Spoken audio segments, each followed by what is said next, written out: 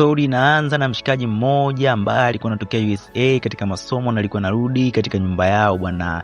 Alipofika hapa akawa ni mshikaji ambaye ana swaga za mbele za US, lakini alipofika familia ikawa imemtolea unyonge kulikweli na kumwambia hakika sisi hatujakulea kwa maadili kama hayo na hauwezi kabisa kukanyaga katika nyumba hii. Na huyu mshikaji bana anafahamika kwa jina la VJ, na huyu mshikaji alikuwa anafanya prank tu kwa ajili ya familia yake, na siku ya leo anamkaribisha kwa upendo kulikweli. Na huyu mshikaji amekuwa akiishi na babu yake na baba yake pamoja na mama yake, lakini leo aliporudi kukaa kuna kikao nyumbani. Babu anasema hakika mwambieni huyu mtoto isiri, lakini baba na mama wanamwambia hakika muda bado, na muda ukifika tutamwambia, na sijui ni siri gani, lakini twende tusonge mbele. Hapa tunakutana na binti mmoja ambaye anafahamika kwa jina la Mazu, na huyu binti alikuwa ni mrembo kulikweli, na mshikaji wetu anaingia na kuzama katika penzi zito kulikweli la huyu mdada na kujikuta akimsalandia na kumfuatilia kila kona, yani kila chocho anapoenda. Na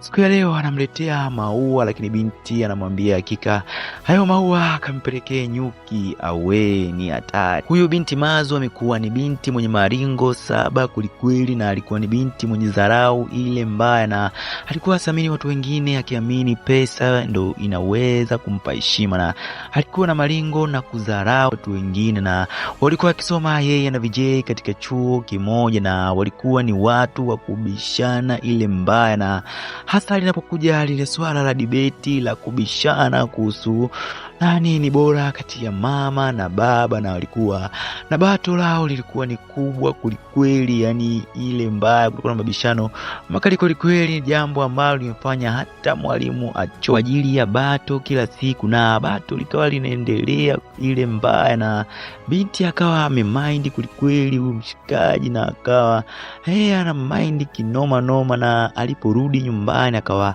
amemuelezea shangazi yake, na shangazi yake kumwambia hakika mimi ni mkali wa hizo kazi na mimi nilikuwepo toka kitambo, na akampa mbinu. Wakawa wameandika barua ya mapenzi na kumpelekea mshikaji wetu VJ, na mshikaji wetu VJ akawa ameipokea ile barua na kuisoma, na akaamua kumpelekea naye babu yake.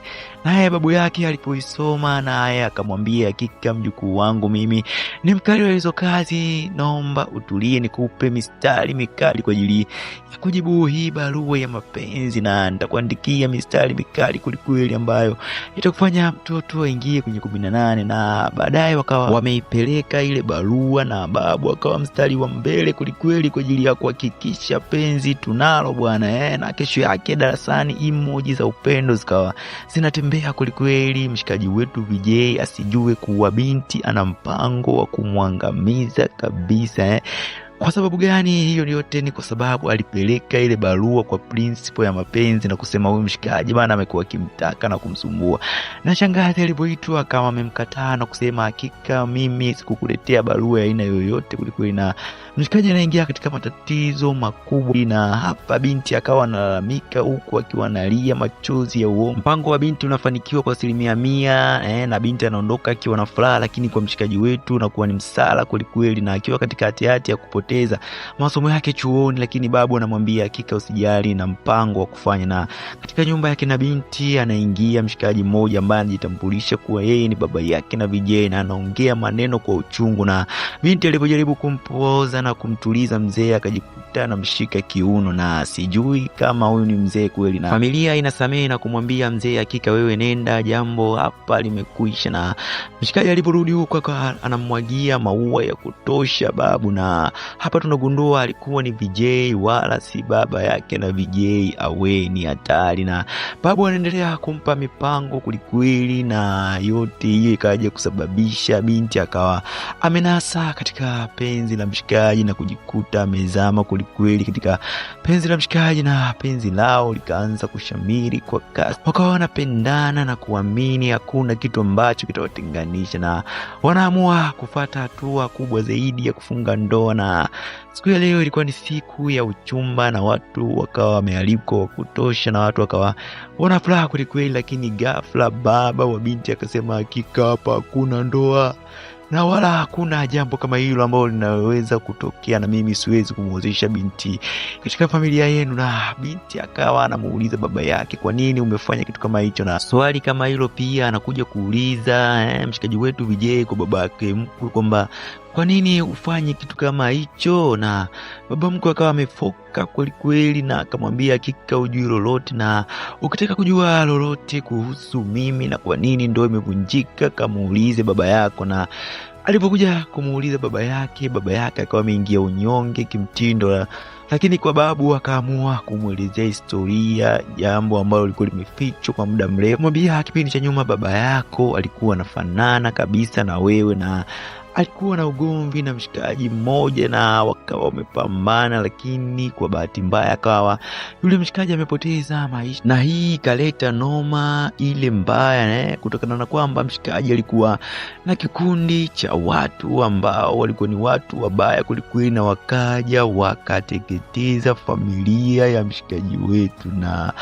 wakawa wamechoma nyumba moto na kuteketeza watu wote ambao walikuwa katika ile nyumba. Na mshikaji wetu ambaye ni baba yake na Vijay kipindi hicho akaamua kulipiza kisasi na kuangamiza mmoja baada ya mwingine ya watu ambao walihusika na kupoteza familia yake, na akawa amelifanikiwa kulipa kisasi. Lakini hao watu ambao aliwaua walikuwa ni watu ambao ni undugu kabisa wa damu na mshikaji ambaye anafahamika kwa jina la Sukram, ambaye ni baba wa Mazu na ni baba mkwe wa mshikaji wetu Vijay. Na kipindi hicho baba yake na Vijay alitafutwa na polisi ile mbaya, lakini kutokana na kwamba baba yake ambaye ni babu wa Vijay alikuwa ni daktari bingwa, akaamua kufanyia kitu kinaitwa plastic surgery na kubadilisha kabisa muonekano wake wa zamani, na huu ndo muonekano wake wa sasa.